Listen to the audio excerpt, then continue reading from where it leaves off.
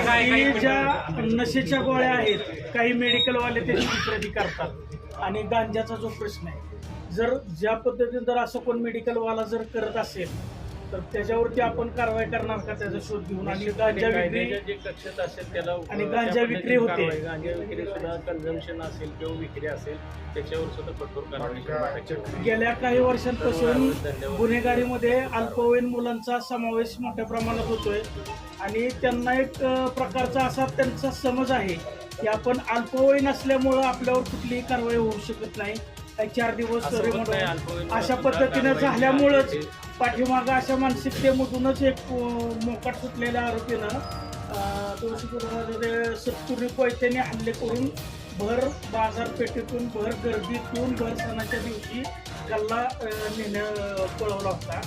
अशा मानसिकतेला काही साप असावं म्हणून आपण प्रयत्न करतो.